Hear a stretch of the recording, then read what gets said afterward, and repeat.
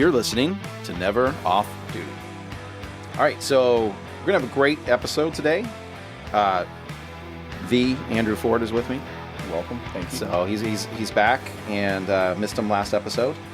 We have got, is it detective? What's your rank? Because I didn't ask that. I'm a lieutenant. Lieutenant. Promoted you. So Oh my gosh. that's why I asked. Hey, I figured you have an important job. rank is a title. It's all it is. So, well, that's a good statement.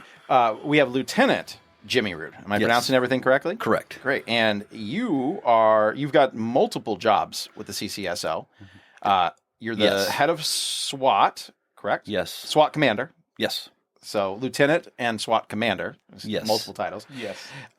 You oversee the sexual offender checks for CCSO. I'm over the sexual offender unit. The whole unit. The whole unit, Okay. yes. Well, we'll blame somebody that sent me notes on that one. It's okay. We won't mention any names. No names, but she's listening right now. She listens at 5 a.m. the second it goes live. And you're also the lieutenant for the fugitive unit. That's just three of the things, yes. Three of the things. And there's more. Yes, there is All right, more. well, let's get a little more, because we're going to go into all these. I think these are great. Well, I don't know. So, yes, fugitive sex offender unit, that's one unit. Okay. That encompasses several different things. With that unit, that's all SWAT guys. So basically we're the QRF for the county. So we have a multitude of jobs in that one little range. Now let people know what QRF means, because some Nobody knows. It's a quick reaction force. So Right. if something bad happens in the county, my guys are usually the first ones to show up and take over the scene. SWAT commander, which is just basically over the SWAT team. If there's a call out or anything, I'm the one that makes that call. We're going to go out, and then I control the scene. With my assistant SWAT commander on scene, I'm actually in the command post trying to run things. I'm over dive. Oh, cool. As a diver, I love that. I always like when I talk to... I'll put this little caveat out. I'm not a diver. Oh. I've never dived. But that comes with the thing. And when you have good people doing the job, you don't have to be a diver. If that makes sense. So I let them do their job. I just basically empower them to do their job, and then I kind of facilitate any needs they have. Yeah, that makes sense. No, okay. I 100% get that. That's I was trying to think. I used to be able to drive heavy equipment well. I haven't done it in like 5 years, so I jumped on one. I can't do it now. I'm like, I need to be relearned. You lose that. You lose some of the. But skills. you can still help your crews out. Yeah, help your guys. You're still knowledgeable. Women. Yeah, you still knowledgeable when you've done it. So that helps. That's really neat. It's always fascinating to me about dive, though. There's a lot of high-ranking members of different agencies that started in the dive units, and I just think that's weird. Like Sheriff DeLoach down in Putnam County was the head of his dive unit. I'm probably putting. I know he was in it.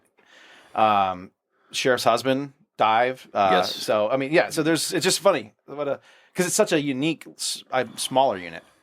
Yes, we have about normally around 8 guys on the dive team. So, Right. Which actually doesn't seem small now that you say it with that. Well, we have a lot of water, though. We also send them, if there's an emergency, we send them down south. Oh, wow. We have a swift water team in that as well. So if we have a hurricane come, they're out there in their boats, make sure we save people's lives. That's great. Well, we're going to go into all of these specifically. So Yeah. I think, let's see. Also over emergency preparedness. I'm going to throw that out there, too. Oh, emergency preparedness. Recently. Like I said, I've got good people under me for that, that know what they're doing really well. Like I said, I facilitate for them as well. That's awesome. No, I think the emergency preparedness, that we need to spend some time on that, too, because that's when you're a law-abiding citizen, you worry less about the stuff. I mean, the sausage making, y'all kind of just handle behind the scenes, like we don't see it. Yeah. But then we see like a hurricane coming. That's something that we're like, what is the sheriff's department going to do? So that's. But I think maybe that'll be a segment too, because now you've got people when you say SWAT and fugitive, immediately they're getting excited to hear about this because that's fine. Like the meat and potatoes is, I think, what we're going to focus in on. Obviously, emergency preparedness is new for me. Right. I'm in the process of learning that.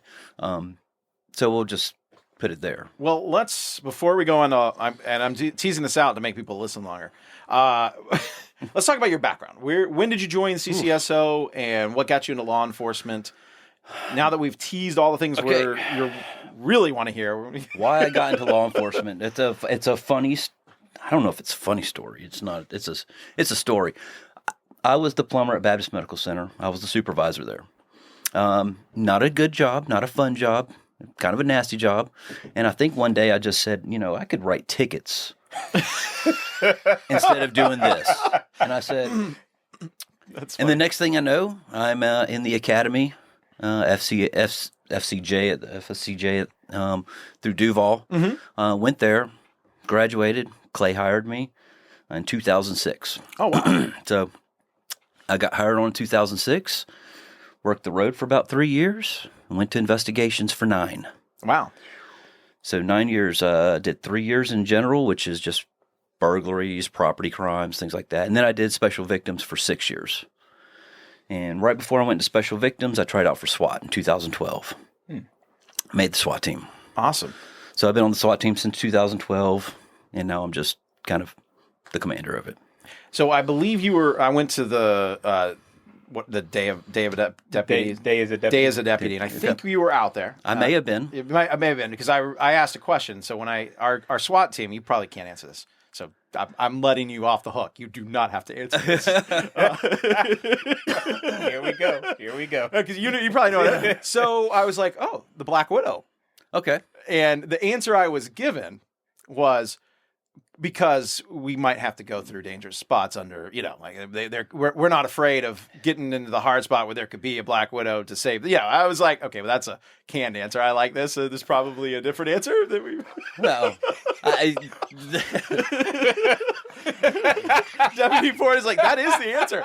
Yes, that is the answer. But it's a cool logo. We could leave it at that. So people that don't know, SWAT, Clay County SWAT has a logo, basically a something that says, "Hey, this is us." It is a Black Widow. Yes, we know it's a female spider. It's fine. Yes.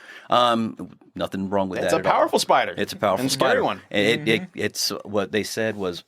This was very long ago when they just built SWAT. They were trying to come up with this. Deputy Ford is so nervous right now. This is so funny. Why are you nervous? I know I had to clean up the answer that I think is the answer later on. We all thinking it, but go ahead. Well, what I think about how we chose that, it's probably changed several times in the story. It goes down from one person to another person to another person. Right. They were trying to figure out what they wanted to be called, and we were at Camp Landing, training. This was way before my time, and while they're in this like hole, there's Black Widows everywhere. And they were trying to come up with something, and then here's this Black Widow, and they said they're silent but deadly. Silent but okay. Let's go with that. That's a great answer. Sounds very good. Which is your job. Yes, I mean, you hope not, well, but you can be if you need to be. 25 years ago it was a different type world. of thing when you talk about SWAT. Right. Now we do things totally different, and we just go on about our day. So that's a good answer. Very, very good answer. Deputy Ford to stop sweating now. So I don't know. I'm going to talk to him offline and see where he thought I was going with this. I think we just all assume there's some horrible story.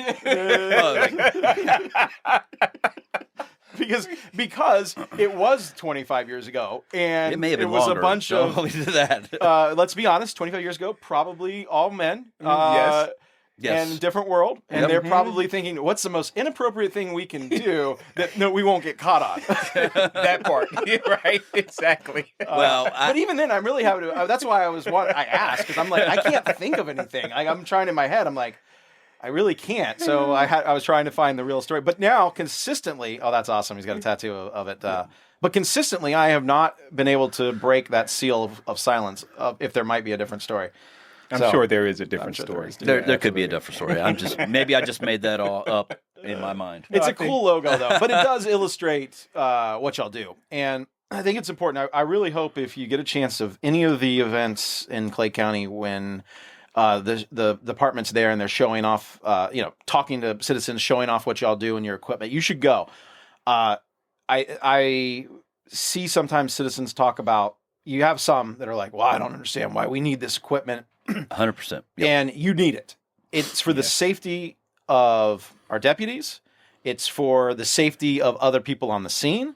And honestly, it's for the safety of the person that might have to be arrested, because it prevents them from doing something stupid. I mean, hopefully, in the heat of the moment when passions are on there and maybe they're on drugs, maybe they're whatever. So y'all have got some really cool equipment. I've seen the one that stuck out the most, and I don't know what it's called, but it's got it's basically got a forklift on it. So that's a Rook. Oh, that's right. It was a cool name. It's called the Rook. Is that short for something, or is that just like Rook? Because again, no, no, it's called the Rook. Let's leave it at that. I assumed when I first heard the name, the Rook, I said, you know what? That's a great piece of equipment that comes out, because you know what that says?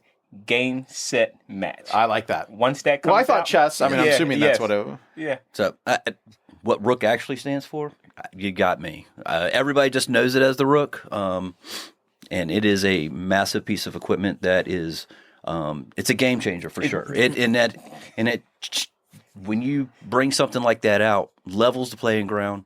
You could do anything you need to pretty much with that. And it's so. And please stop me if I'm not allowed to talk about this from an operational You can talk about it.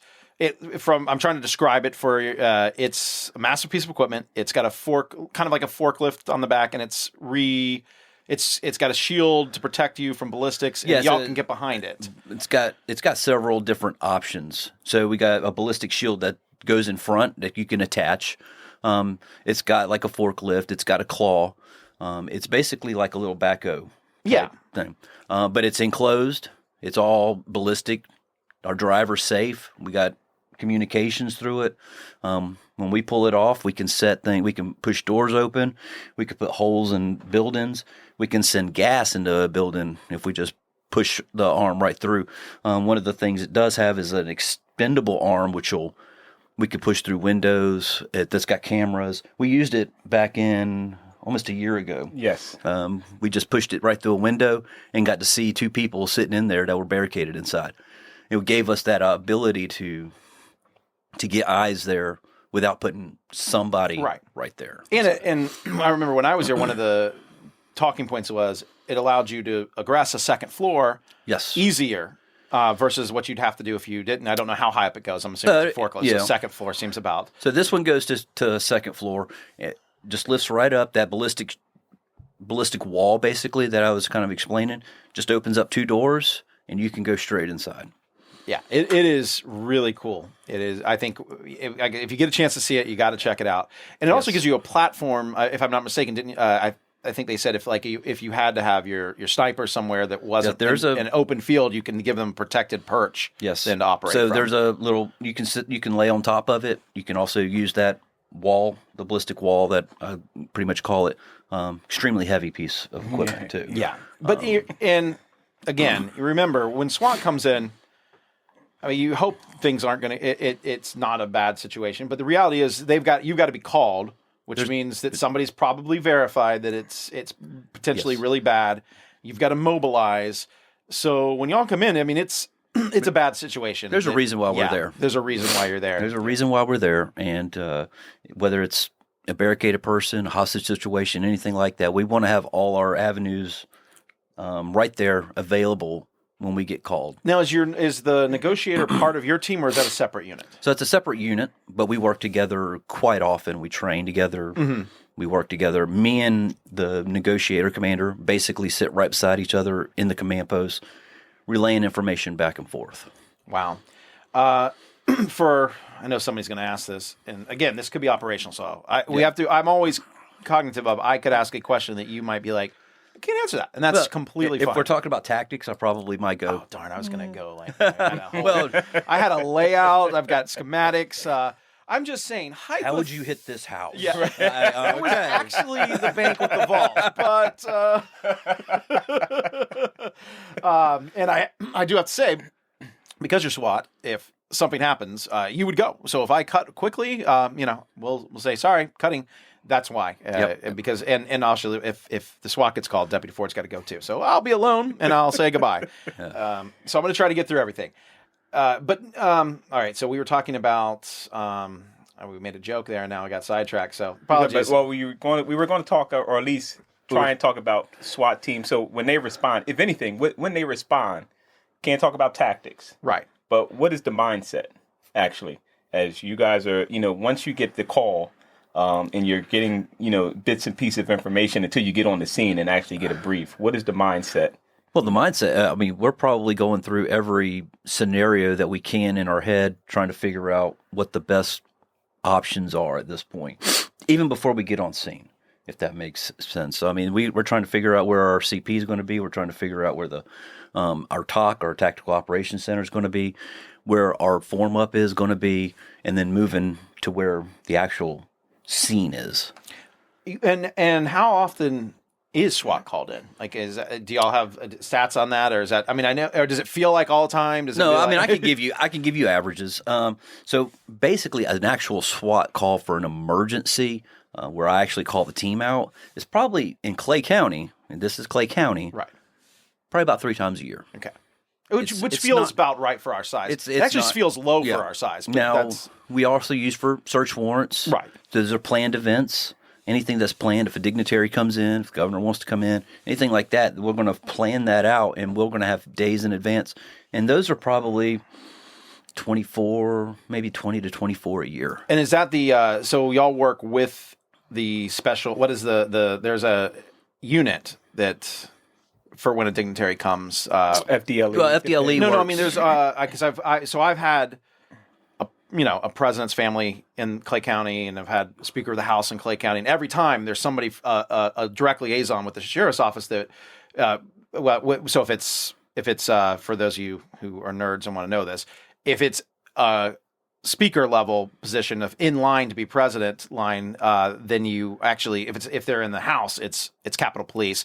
If it's executive, then it's Secret Service. Yes.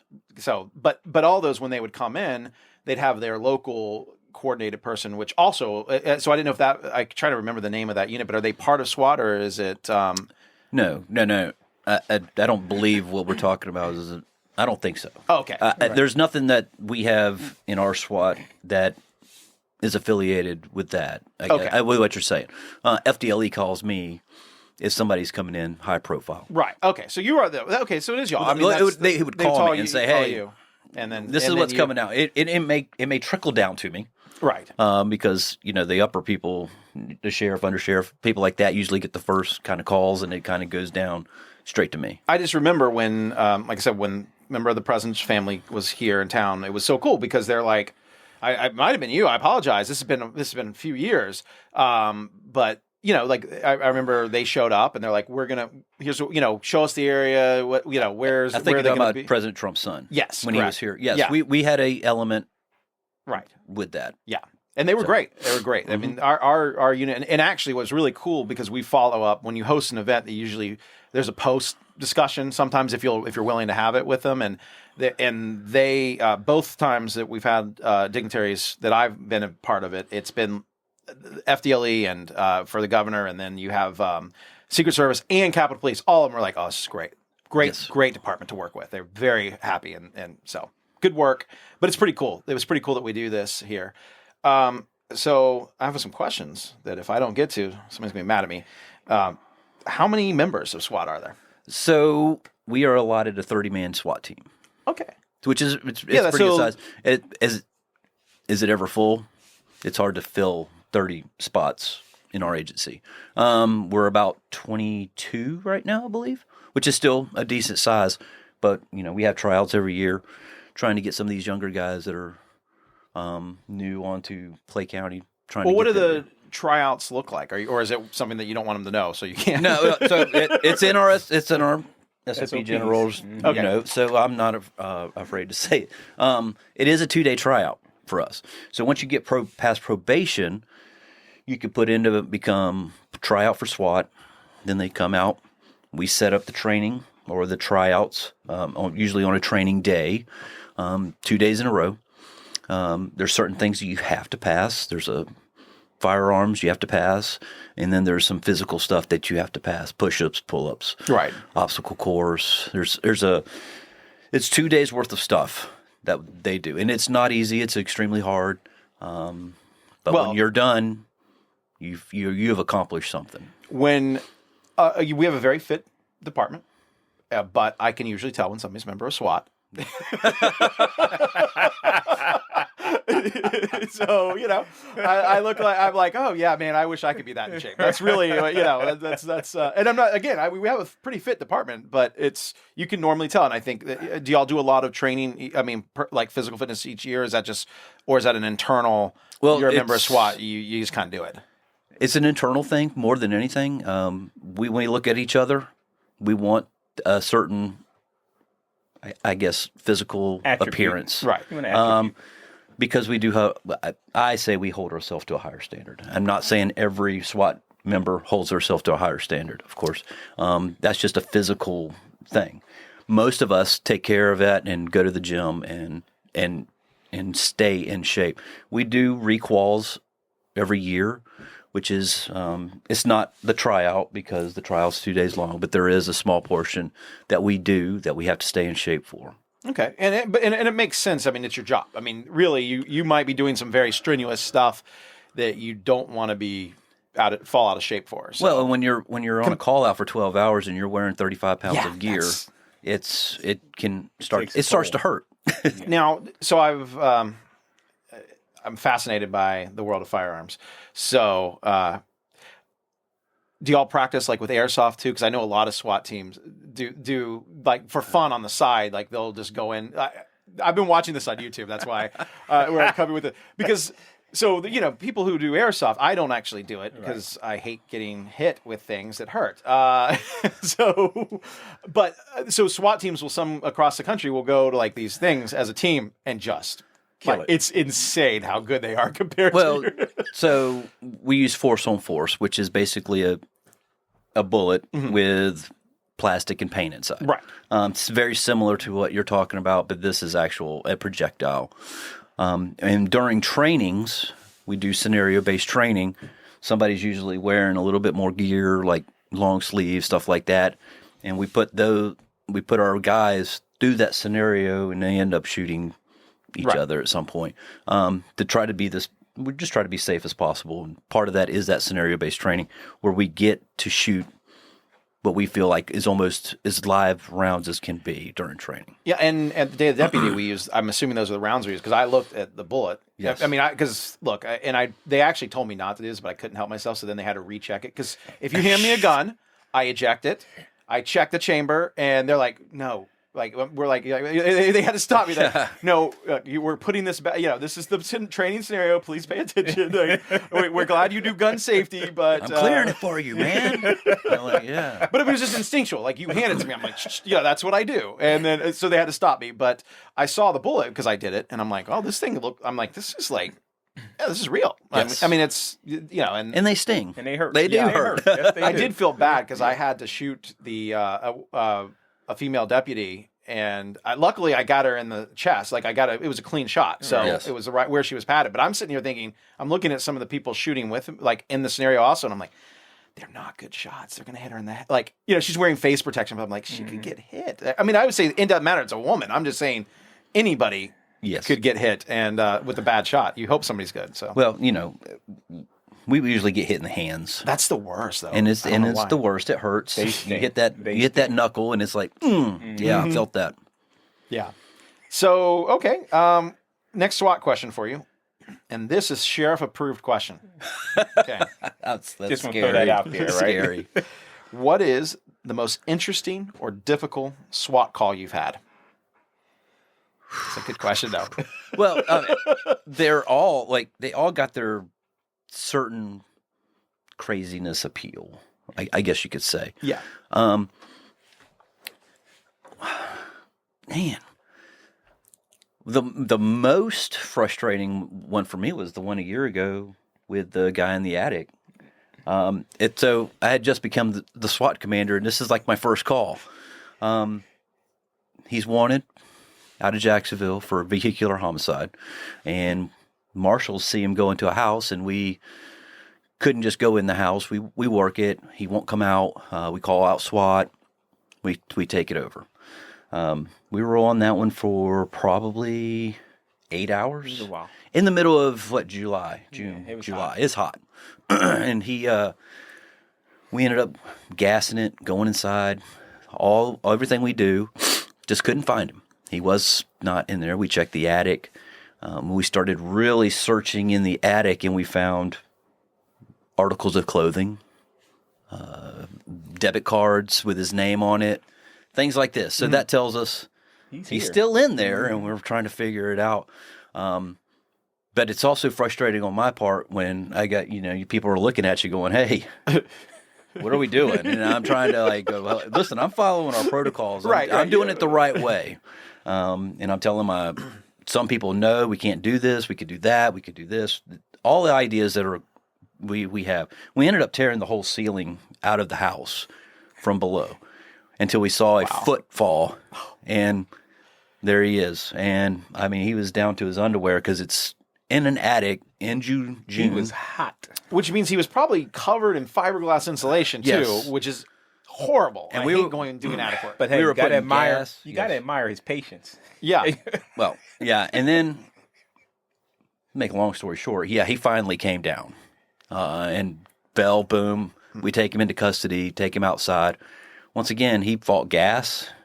He had I think he had his mouth on one of the eaves, just trying to get that fresh air. But he was quiet. We knew he was up there. I think that was the frustrating part. We knew he was up there.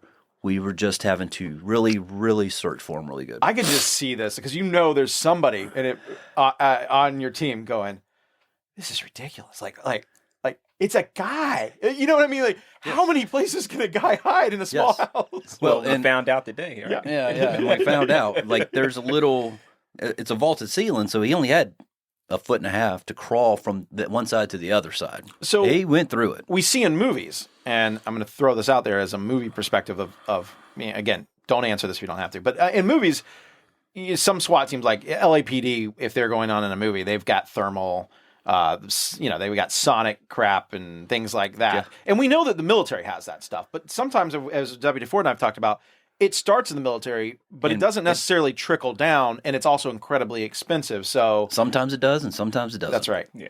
So, but I'm assuming that you didn't have that because we have thermal. We have night vision. We have white phosphorus, things like that. I have searched all over the place to try and find a thermal imager that'll go through So here's what you got to do: a wall. I'll tell you who to. There is a government, and this is for property tax. Yeah. You're one of the cities in Jacksonville has a property tax thing that actually can use Wi-Fi signals to see people in the houses. So I'll tell you who to talk to. Yeah, that might be you to use. I'm like, that, I mean, seriously, for something like that, I've been that looking would be, at. I mean, there's thermal imagers that are $30,000 out there, and I can't justify $30,000 you have to try and look through a piece of drywall. And don't you appreciate, listeners, that the people working for you in Clay County are conscious of your tax dollars? Yes. Keep that in mind. Yes. So there you go. You heard it there. All right, we're gonna do. So that was a great answer. I'm looking at the time to see if we should take a break. I think we should. So let me tell you what's coming up next, and then we'll take a short break. You should tune in. We're going to talk about the fugitive teen. Okay. So that's going to be awesome because I'm sure immediately everybody's going, and I hope you've done this. I hope you've been. We're going to search every outhouse, and yeah, we did a Tommy Lee Jones. Tommy Lee Jones. That's right. Fugitive. I don't care. If you haven't, one day you should just do it as a joke. Like if you need to, I've got guys that will do that. Trust me. So we'll talk about that. We're going to talk about the checks for sexual offenders and what that entails. And also we're talking about some personal stuff because I hear you foster children, and I think we should talk about that. As Former, yes.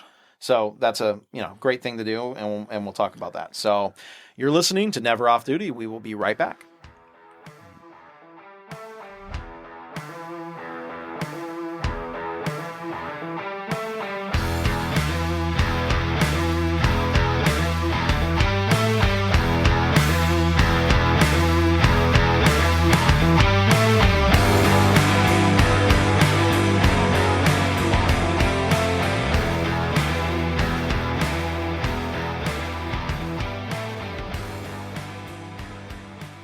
Okay, you're back with Never Off Duty. That was a horrible intro.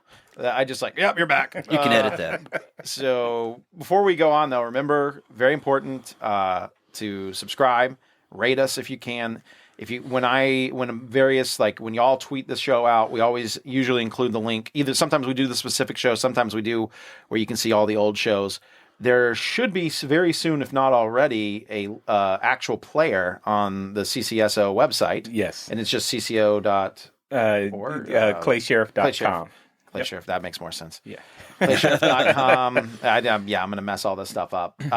If you have a question, send it to sheriff@claysheriff.com. And if it's podcast related, you should put podcast related. If it's feral hog related, you should put feral hog related in the subject. But always put something in the subject line. That really helps get it to the right person.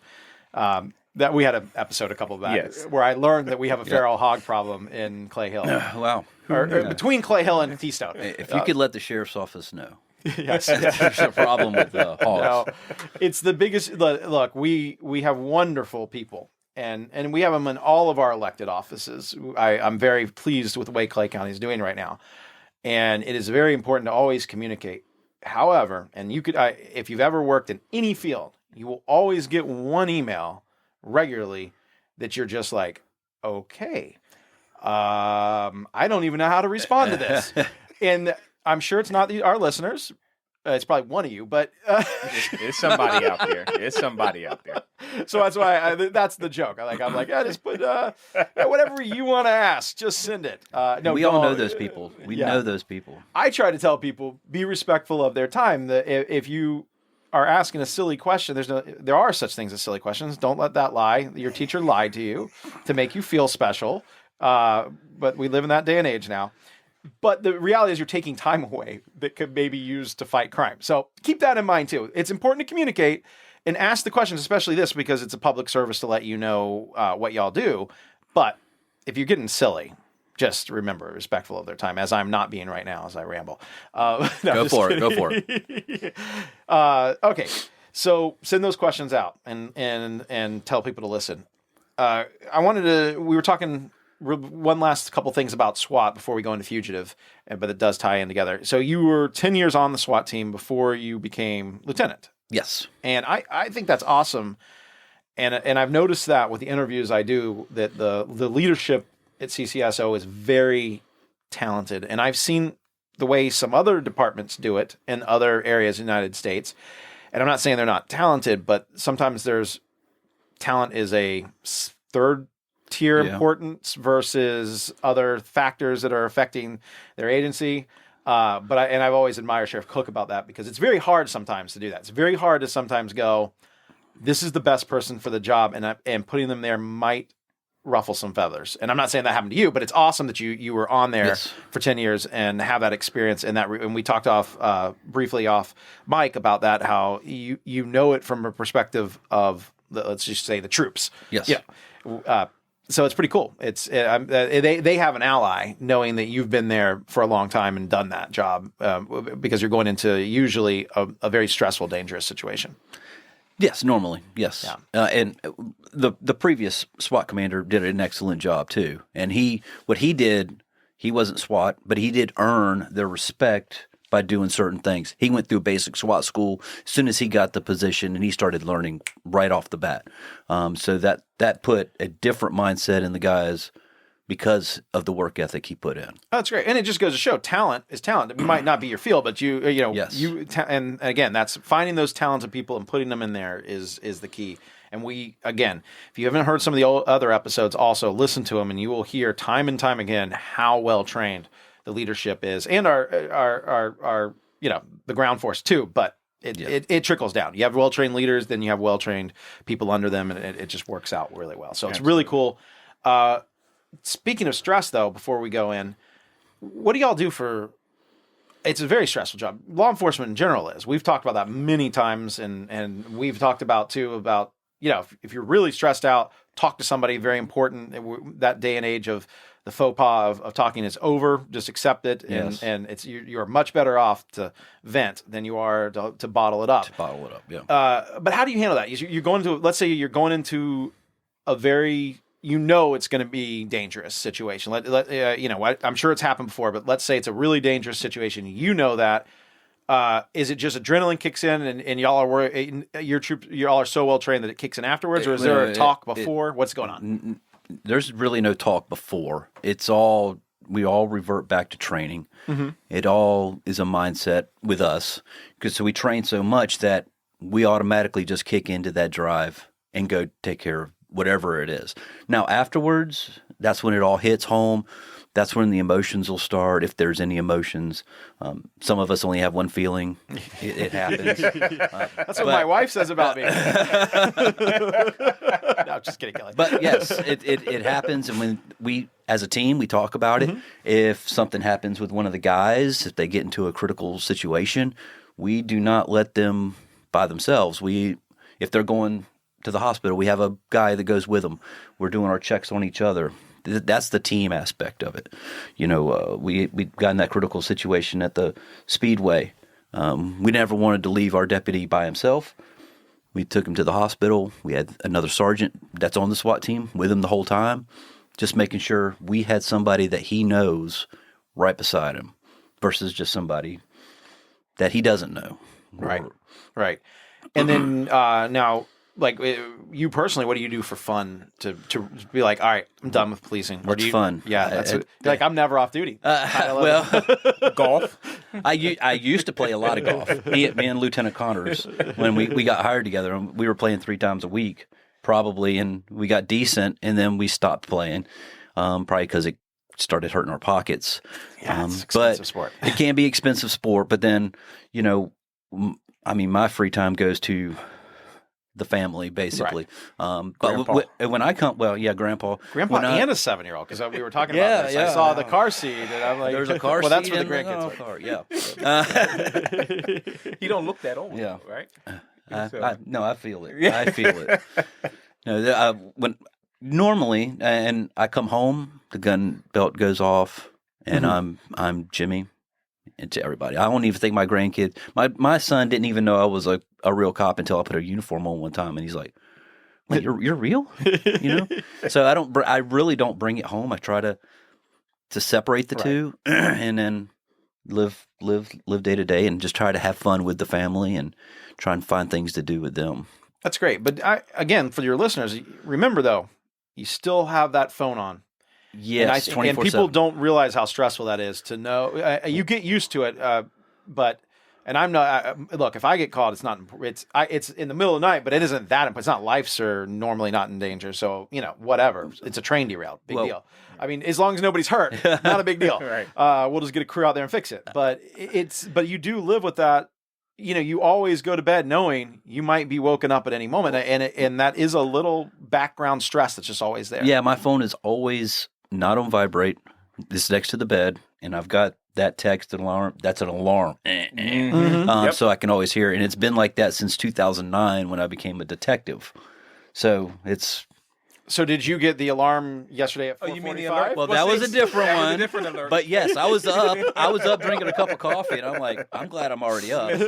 Well, for all those who are on call most of the time, that alarm really didn't affect us because we usually get that all the time. But for those that get to sleep most of the time, welcome to our world, right? And if you're wondering, if you don't know what happened, there was just because who knows when you'll listen to this, there was a emergency test that somebody messed up. It's supposed to be a test, and it said test, but it went off on the actual frequency at 4:45 a.m. saying, "Oops." Yeah, and there was a large contingency of people from our area who were at an event rather late that night. Because I could hear the hotel room people going, "Whoa!" Heads were rolling. Yes. But if you've ever experienced that, in that, the heartbeat of getting that, imagine that, you go to bed anytime, you might hear that. And that's what I'm trying to get at. It's the reason we chose the name of Never Off Duty, because you aren't. You might be able to compartmentalize and say, all right, I'm home and I'm going to devote my time there, but you are prepared at a drop of a hat. My car is ready to go. Yeah. My clothes are ready to go. And literally it's the phone goes off. I call my assistant commander. Let's start making the phone calls, and I'm in my car gone. And whether it's 2 a.m. or midnight. If you're on vacation, are you? I'm. Look, in my industry, if I'm on vacation, guess what? They still can call me. You know, and you're never. Even then, you're never truly, unless you're in the middle of the ocean where you can't have phone. That's well, we have. Offline we have our text groups, things like that. I know everything that's going on, even when I'm in Colorado, and I'm like watching it. I'm like, oh wow, right. And then you start feeling like you should be there, even though it's not going to change the outcome because you got good people right in those spots.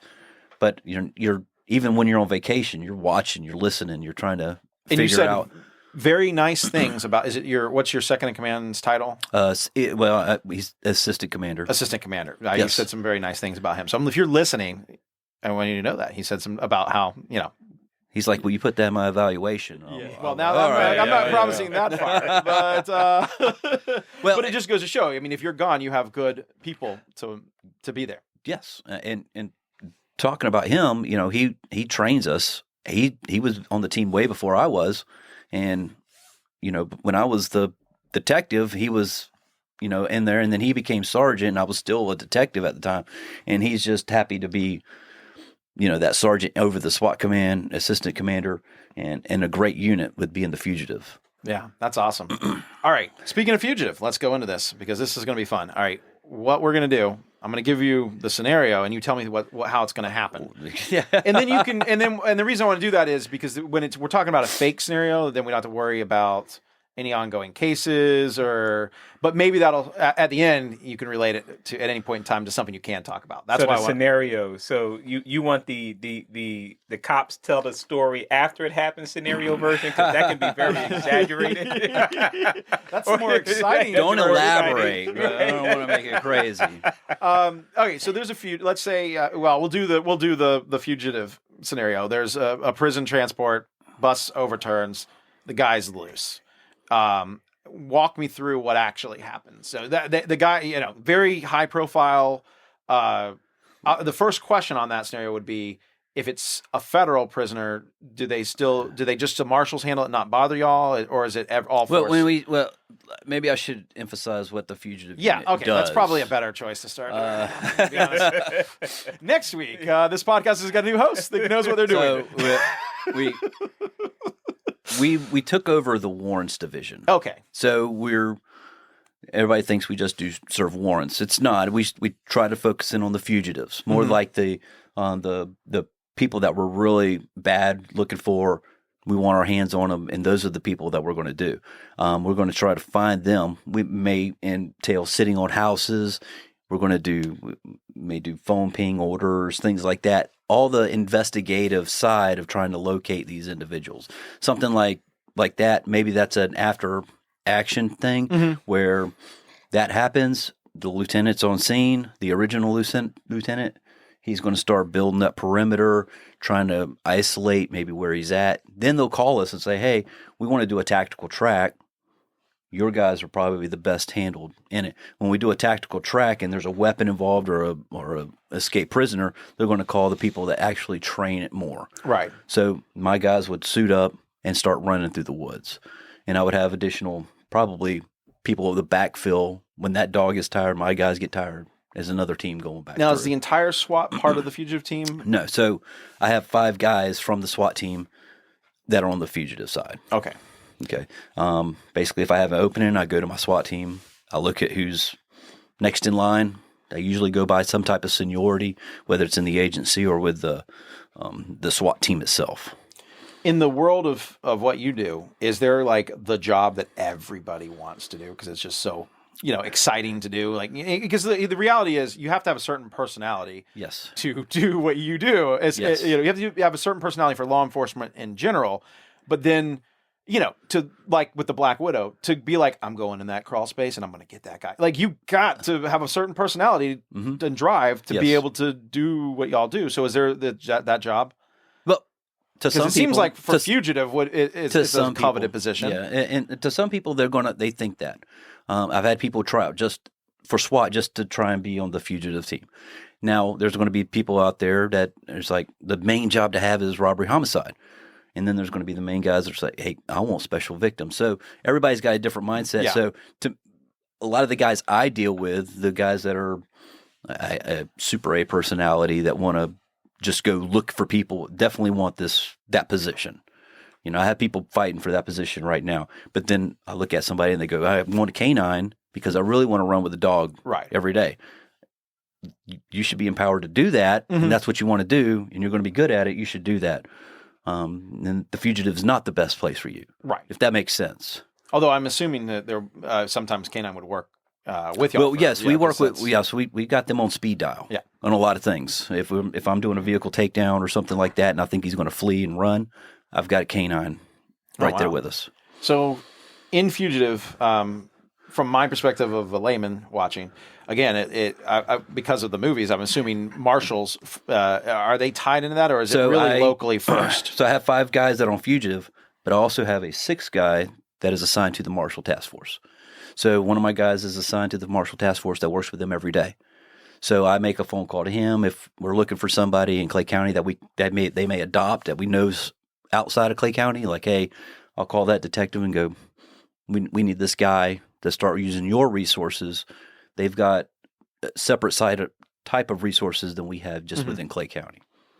So if somebody's jumped the warrant, and they're in Clay County, then that starts with y'all. It starts with us. Okay, yes. So that's where I was trying to figure out is where does it start for? I get that makes sense. If they're out of the county, you need to use a federal force because you're going across different lines. And we work really well with our investigative side. So we have some of our members assigned to certain detective divisions where they go weekly, meet with them, and say, "Hey, what do y'all got? Y'all got anything y'all are looking for right now? Because we'll jump on it right now." ICAC is a big one. They call us all the time with the internet crimes against children. If somebody's got like a bad warrant, we might work on that 2 days before they actually get the warrant, so we get see how they're living, see how we can find them, and get them really quick as soon as that warrant's signed. Getting that intel. Yes, we build intel like crazy in this unit. And for our listeners, we are going to talk about that in the next question series because obviously, I mean, one thing great about Clay County is we're a very family-oriented county, and, and that's high on people's protect the children. It's always protect the children is extremely high on people's importance list, but it's good to hear that we got good, well-trained people looking out for their protection. So, is there for fugitive? I know this has happened because I have a friend that was a doctor, and it turned out like he literally was a fugitive because he didn't pay parking tickets and he didn't know it. They got it. He was about not to get a med school because he literally some camera got him or something, and he never got the ticket. Is that y'all's level, or is that like not normally? Okay, so we try not to go to that. So you level. look at it first, or does it go to your? I mean, if something's like, "Hey, we got to get this guy," y'all look at it first, or does somebody else kind of weed it out before it gets to you? Well, we'll work anything, right? As long as they got a warrant, we'll work it. But the focusing in on the higher levels is what we're doing. Now, I have two ladies that work in the warrants department that are entering those warrants on a daily basis, so they see what's coming out.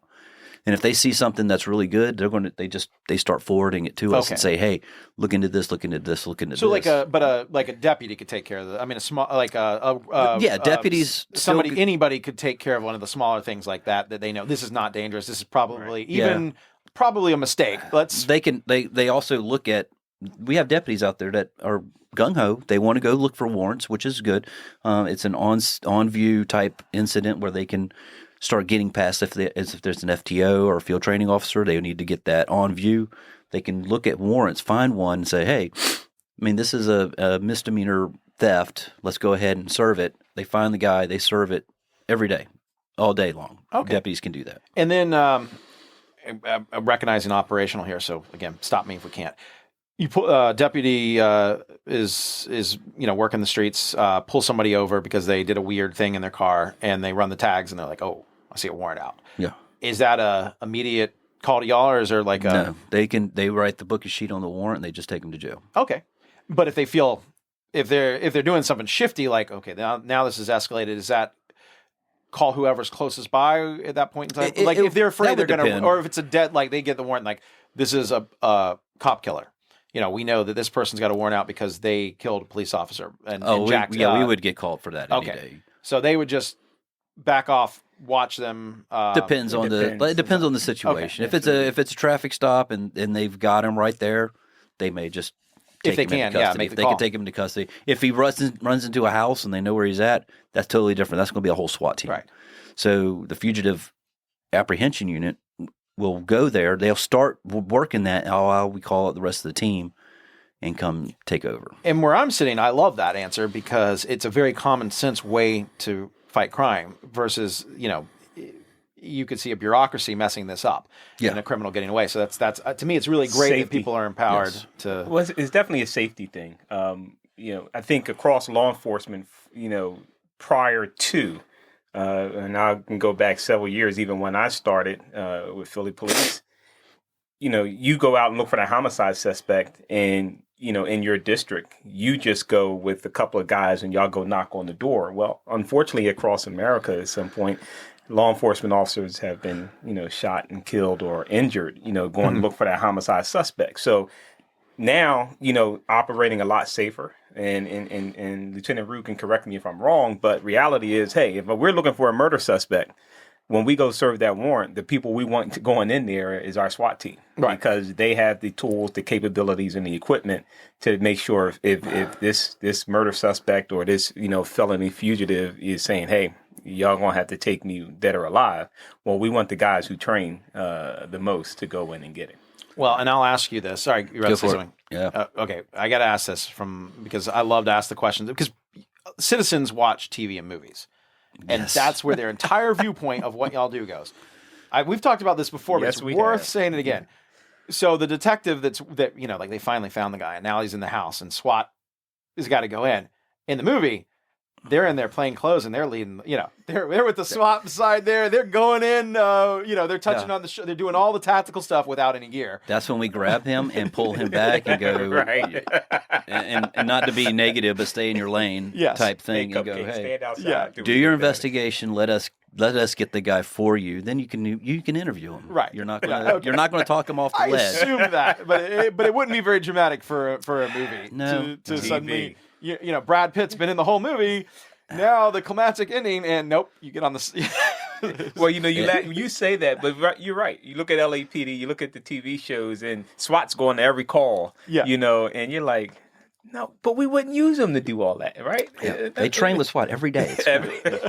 They know exactly what that other guy's thinking. We actually are going to do just teasing. We're going future episodes. We are going to do a podcast where we go through all the movie stuff, like as much as we can in one episode, because it's got to be frustrating. And I can tell you from the side of somebody that wrote for Hollywood at one point in time in my life, it was also frustrating for a writer because it's usually to give credit, you usually try to be as realistic as you can, and then somebody else, like a director, is like, no, that's not going to work. We're going to do this instead. And then it just gets thrown out because they don't care about realism. It's just not sexy. I think there's a TV show, and Lord, I can't remember the name of it, but where there's a law enforcement officer, and I can't remember the name of the TV show, or it's a movie. It's either on one of the streaming platform, Netflix, where the cop had on, when we're talking about law enforcement, and the cop in the uniform had on captain's bars, had sergeant stripes on the sleeve. He didn't know what to wear that day. He's like, what's clean? Well, this 2008 uniform is good. So you figure, I don't know what your rank is. I don't know if you're a captain one day in one-man police department. One day you're the captain, one day you're the sergeant, and you're making decisions. Yeah, you got several rules. That's the problem with TV. But I allude to say that's the problem with TV is that, folks actually believe, right. And even good stuff is often crazily inaccurate. I have a friend who he was like, "Oh, what are you watching on Netflix?" I was like, "I started watching Narcos." He's like, "Again, he's in law enforcement." He's like, "Well, that's completely unrealistic." Yeah, really.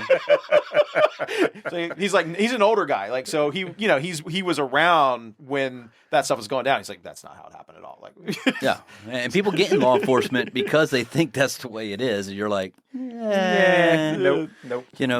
Time is on our side on most of these situations. And that's the way we play it. Time is on our side. We're going to slow it down, and we're going to do things the right way in the most safest way as possible. Everything's got some danger. Yeah.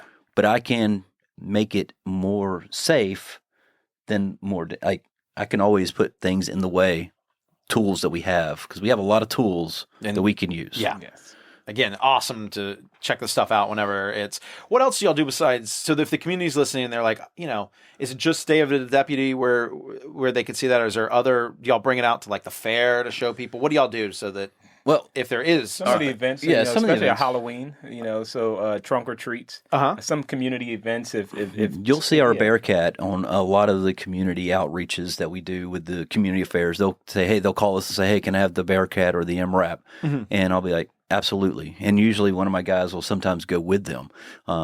Usually it's Rick who's goes out and does things, and he's got the robot with him, and he knows that thing back and forth. Yeah, okay, so we're going to get into the last few things. We have some time, so I'm going to ask you about that technology that's coming on. Obviously, we're seeing this a lot now with the war in Ukraine, drone use. Drones in military is way beyond what we're using, but I use it now in my company. I'm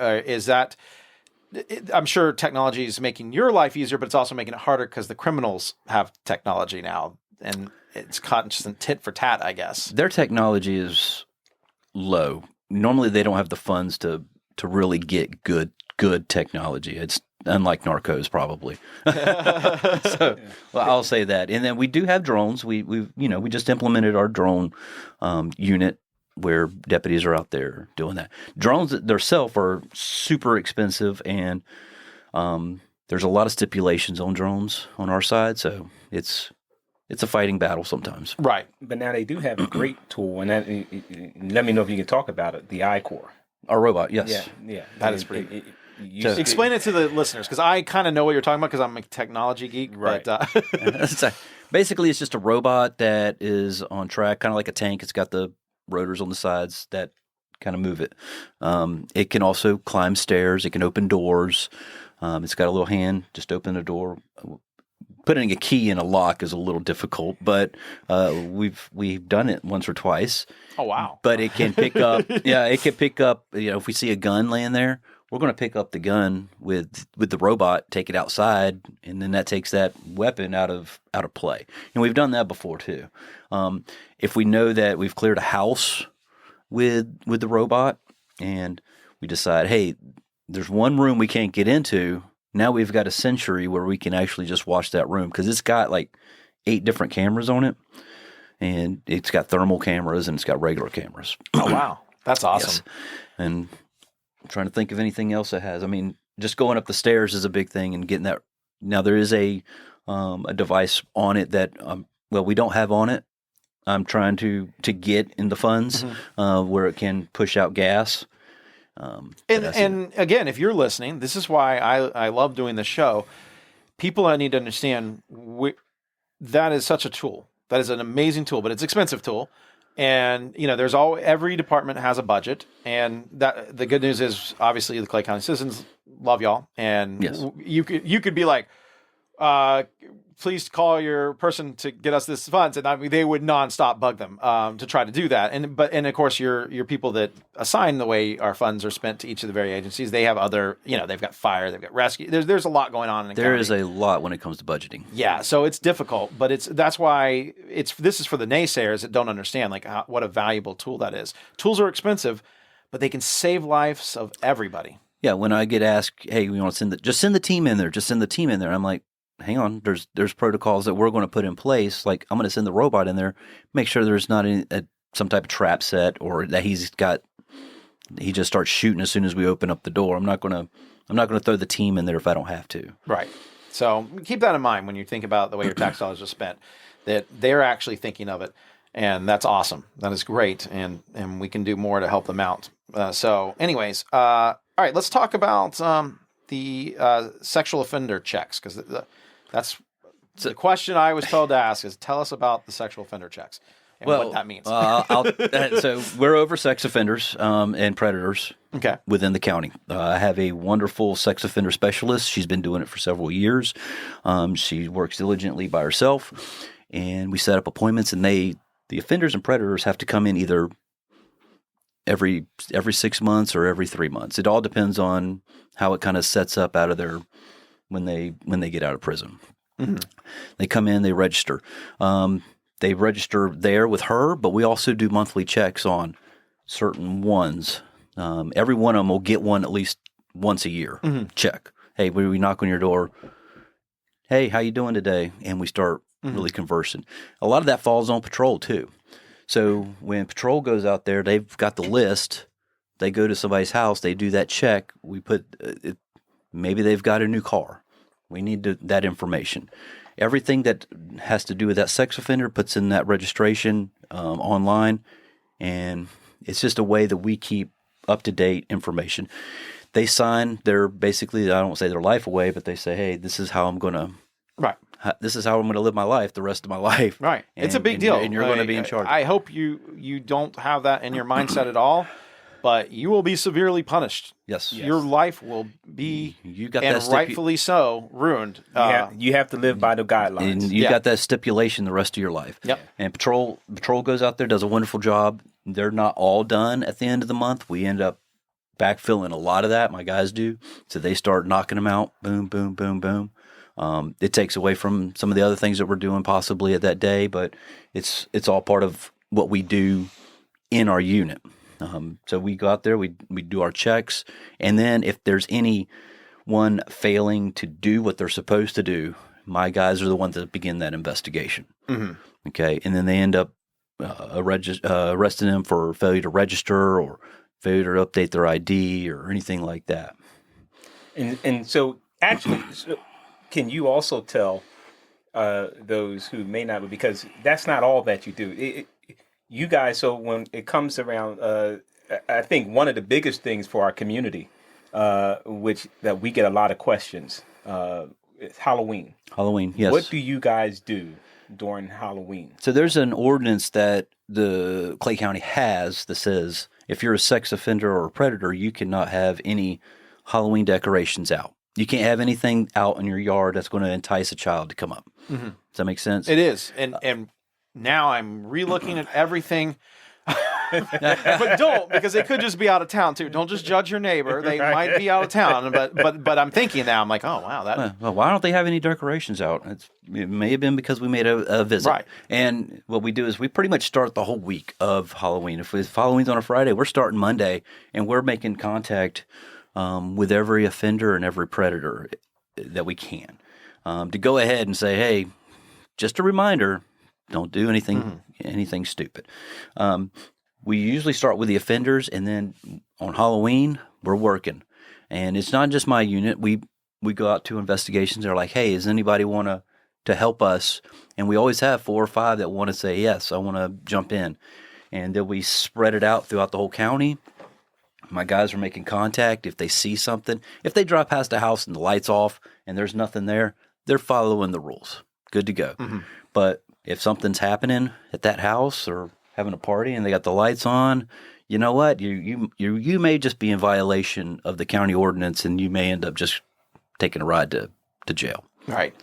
And I have an app that alerts me if somebody moves into the area, mm-hmm. and I don't care what your beliefs are. That's your opinion. You don't have to use it, but I use it because I've got young kids. And so it is public knowledge. I mean, it's public record. It's registered. You are registered, and that is public information. Yes.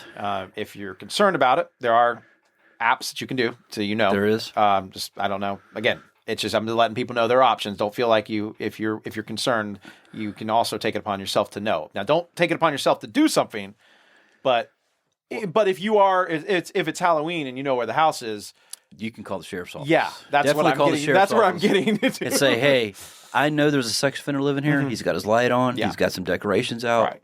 And we'll go out to that house. Now we're probably on our way there already because of what you just said, and I didn't know that. That is amazing, and a lot of people don't know. Yeah, but there is a lot more stipulations on these people than just that. I mean, the county puts additional stuff through the ordinance, so. We'll say, per state statute, you can't be within 1,000 feet of a school, daycare, park where kids congregate. Clay County says, well, we're going to make it 2,000 feet. Now it's 2,000 feet. It's hard. It is hard to find a place where there's not a daycare, a school, mm-hmm. a park where kids can congregate, things like that. So we put that additional stipulation out there, and it would be a crime for them to move. that close to anywhere. Right. Now, that's outside of the little city limits that we have in Clay County. Yes. And then also the cities don't count. And we also need people to understand also that people who, some of these offenders have lived there before the law went into effect. Yes. So they are grandfathered in under the old law. So, and we get a lot of questions about that, but the reality is there's nothing we can do if they were already living there prior to certain years or prior to that law taking effect. It's the same thing with bus stops too. It's like they move there and then they put a bus stop there. Well, it's not, we can't say, hey, you got to move because they put a bus stop there. Right. They put the bus stop there after the fact that you live there. So there's a give and takes. Right. Yeah. No, there's absolutely. more takes than gives. And my last question on this is, so your group is the ones that are already registered. What's the we won't go too far into it. What's what is the group that finds the bad guys that are doing this stuff? Is that just special units? No, that's our unit. Oh, you find them too. So you find the criminals and then also follow up. Oh, okay. I didn't know if that was the emergency one. It's not. Sorry about that. So you find your unit finds them before alleged crime. Y'all do the detective work too? Well, this is the offender stuff. Uh-huh. So we're still talking about predators and offenders. And if somebody is failing to do what their stipulations are, if, let's say, my sex offender specialist, Ceci Cruz, finds it and says, hey, we got an issue, she reaches out to one of my guys and says, hey, this guy's got a problem. Then we start an investigation on the person. We write a report, and we start looking into it and saying, yep, he did this, this, and this. We start building up probable cause. We interview him. And you know what? He goes back to jail for violation of registration. And it all is still his unit, the Fugitive Apprehension Unit. They're still the ones who are going out to get that particular person or who violates. So there's a lot tasked on the Fugitive Apprehension Unit, but they train for it. Well, we also help with training. Mm-hmm. If there's an active shooter training, my guys are the ones jumping in there and doing that because I don't want to say we just specialize in it, but we train it more, and then we train the departments, and we get everybody, try to get them as up to speed as possible. So that is amazing. Now, last question for you, and this is something that's obviously near and dear to the sheriff's heart, which is why she wanted to bring it up about. We're going to talk about something better than what we were just. This is a horrible thing you have to deal with kids. Yes. But you're doing a great service to our community for policing them. But now you foster children. That's something the sheriff does. Very important to her. Did she know? Like, did she not know that till later? How did that? Tell us about that. Well, that's my wife came to me probably about 4 years ago. It said that she wanted to. This is something she's always wanted to do, and that she tried to talk me into it. It took a little bit, and then I said, you know what? Okay, let's do it because I don't want to say we owe it, but we try to be good people. Mm-hmm. We try to help. I guess more than anything. And we did get a couple. We had foster kids in our home, and we took care of them. And it is not an easy thing. It is very difficult to foster children because there's a lot of things you have to go through yourself. And we did it. I think we succeeded in it. We fostered not just for the kids that were in our home, but we fostered for the ones outside our home. We helped, move furniture for people in those situations. We do all kinds of things. And it's all for the kids. Now, to say that, I also have a daughter that is my adoptive daughter, her child was one of our foster children. So I know it's a weird situation. We built a relationship with her. She was getting her daughter back. We were working with her, trying to help her. She isn't a bad person at all. She made some mistakes, and we figured, hey, how can we help her? Let's teach her how to be how to be a parent. And we built that relationship, and we ended up adopting her. And now my foster daughter is now my granddaughter. Does that sound weird? Nope. No, it's actually pretty amazing. And I think it illustrates, we've talked about this. This is a job, but for a lot, it's a calling. And it might not have started that way. Like you said, It didn't take her a lot to talk me into it. Remember, I was special victims detective for 6 years, so I saw a lot, and I saw what needed to be done sometimes. So I thought, who better than us as a family? And I am constantly amazed how many members of law enforcement do get back in ways that we don't even. It served the community in way more ways. And again, I think it's that calling. I think it's you're giving back to the community in a way that people just don't understand. And you'd be surprised how many foster parents are within Clay County Sheriff's Office. It's they are out there, and we don't publicize it. We just do it and live. Yeah, and if I'm going to put you on the spot, you might not know it, and if not, I'll ask the sheriff next time she's on to talk about it. If you're interested in fostering children, we'll try to get a resource of where you could go to start that process, because I think again it's a subject that's important. So the sheriff has a lot of good information. She works with a lot of foster care individuals that are kind of head up, if I guess you could say. They can start the training if they want to do it. They can start getting their house ready. There's a lot of things that you have to do just in your house to get things ready. You have to lock up a lot of stuff. If you have a pool, there's certain stipulations with the pool and stuff like that.